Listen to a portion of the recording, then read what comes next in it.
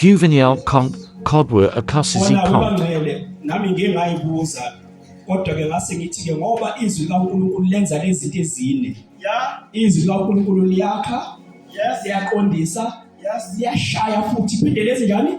Liyaluleka. Yebo. Izwi likaNkulunkulu. So uNkulunkulu mhlawumbe ngeke akhulume nawe namhlanje. Kodwa khona azokhuluma naye namhlanje. Kweyisikhathi uyakhuluma ngesineke. Kodwa ke isikhathi uyasiqinisa isandla. Ake usifundele ke baba uDlamini 1 Corinthians chapter 10 verse 23 yena yedwa. Amen. 1 Corinthians chapter 10 verse 23. Kuvunyelwe konke. Kodwa akusizi konke. Kuvunyelwe konke. Kodwa akwakhi konke.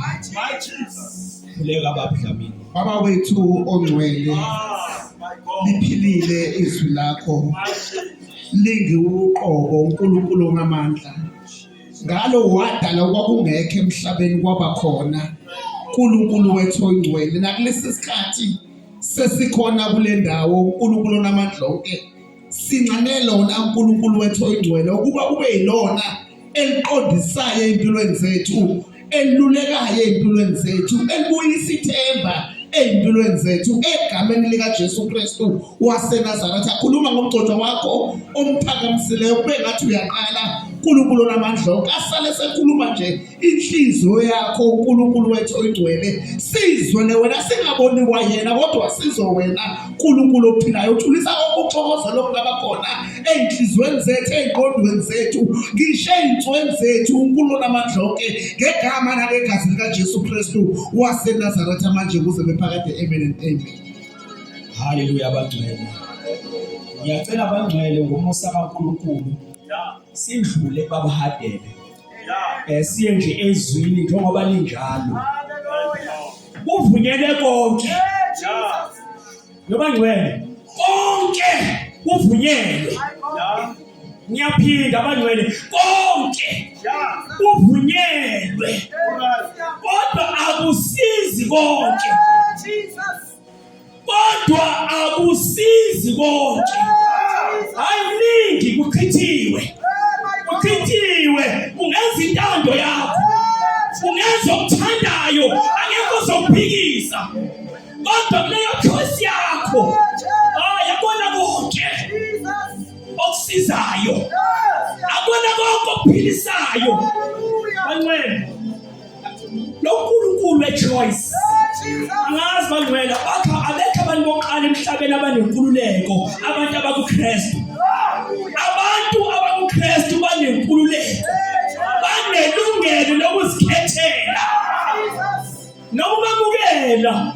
Phakamisa izandla uvume ngomlomo. It's your choice. It's your choice. Hallelujah. Kuvunyelwe konke. Kodwa kulezi zinto ezivunyelwe zonke zikhona nezinto engasizi ngalutho. Inkululeko abangcwele ifika ngo-94. Ade abakhona inkululeko. IuKristu inkululeko. Akaphokho uNkulunkulu. Vuma ngomlomo. Vuma nangenhliziyo. Uphimisela ukuthi uJesu inkosi uyabamukela. Azange bekhona impoko. Freedom of choice. Kudala yabakhona ezwini. Aleluya ubungozi. Webangcwele. Enkululeko esezwini. Kuvunyelwe konke. Kodwa akwakhi konke. Ngokudlaza. Wena ungashumayela kangcono kunathi. Uhambile uphila iminyaka. Ungasitshela izinto ezisebenzayo. Ezashula intombi ishubulungela. Ishisa uthando. Kodwa namhlanje lezo zinto asiyisebenzelanga. Impela ithanda insizwa. Ilandela uthando olushula ngaphakathi. It was a wrong choice at a wrong time. Kona uthando lubekiwe khona. Kodwa kabi isikhathi salo. Kusulele ngakabi isikhathi salo. Hayi ukuthi kuyisona ukuthi akathanda. But akabi isikhathi. kuvunyelwe konke. Hayi akusizi konke. Kuvunyelwe konke. Akwakhi konke. Yabangcwele, ake ngibukela kubuqini basezweni ngoba bakhona nasensimini yase-Edeni. Namhlanje yini ledida wena? Ubungozi bento eyaqala ensimini yase-Edeni. Wena ngebuye kuleli verse uzofundela uGenesis chapter 3 verse 5. Lana lithi lelizwi kepha uNkulunkulu uyazi ukuthi mhlanihla ukhuluma uSathane ensimini yase-Edeni, izwi likhulunyiwe ningadli lana kodwa siyafika isitha. Webangcwele kuvunyelwe konke. Akusizi konke. Kuvunyelwe konke. Akwakhi konke. Sithi sitha niyakuvulela amehlo nibe njengoNkulunkulu. Ukhiya wami lapho nibe njengoNkulunkulu nikwazi okuhle nokubi. Batshela ubani isitha. Yabona isitha siyaheha ngento ekufanele vele kuyizokwenzeka kodwa lento yenzeka ngesikhathi esingafanelanga. Mhlawumbe uAdam noEva amehlo ayovuleka after 10,000 years. Evula umnikazi walamehlo wadalile.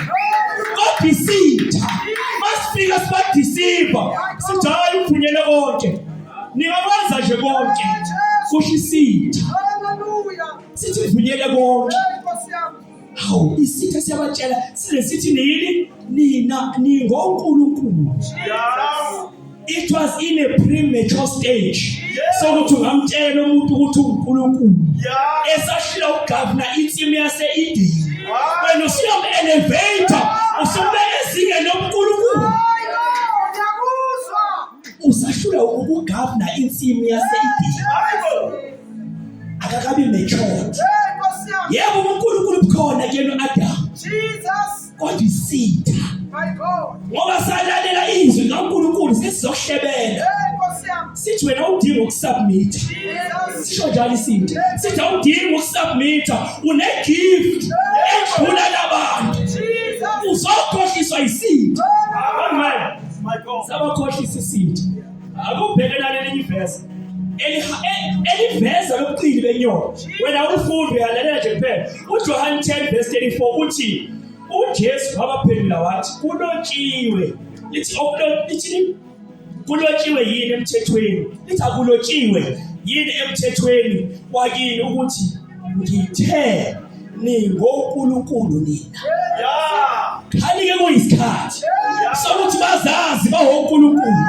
Hayi ngalesasikhathi besisensimini yase-Edeni. The mandate yasensimini yase-Edeni was to govern. Insimu yase-Edeni was to nature. Insimu yase-Edeni kunezoyithelo izona ezayizobaphushela ekutheni athi ngesikhathi esifanele mayesefikile uNkulunkulu athi nina kusho uJesu ningoNkulunkulu. Bangcwele yonke into engaphansi komthunzi welanga ivunyelwe. Kodwa yonke futhi ayisizi. Ivunyelwe yonke. Lana kulamavesi amabili. Lamazwi amabili akhulunyiwe ayiwona.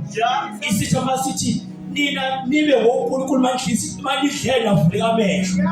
Kodwa lamazwi ayikhulunywa umuntu wrong. Ngesikhathi esirong. Awabasizanga ngalutho lamazwi. Kodwa bese khulunywa umnikazi wawo. Ngesikhathi esifanele esethi nina anazi yini ukuthi basemthethweni wenu ningoNkulunkulu. Haleluya. Bangcwele siya evezeni la isitha sisidukisa khona. Yabona nje ukuhlubula mntanami ekhaya. Hayi kuvunyelwe konke ungaduba ungenza yonke intando yakho umzali umdelele. Kuvunyelwe konke kodwa kwathi konke. Mhlawumbe usuyingane yasebenza ekhaya usubona ukuthi kumele utshele abazali. Hayi kuvunyelwe konke kodwa akusizi konke. Akube kwathi konke. Uthi ngoba uyasebenza usubaba. Ekhona babephila. Akuvunyelwe konke kodwa akwakhi konke. Akusizi konke. Bangcwele amavesi nje azowakhotha ambalwa bese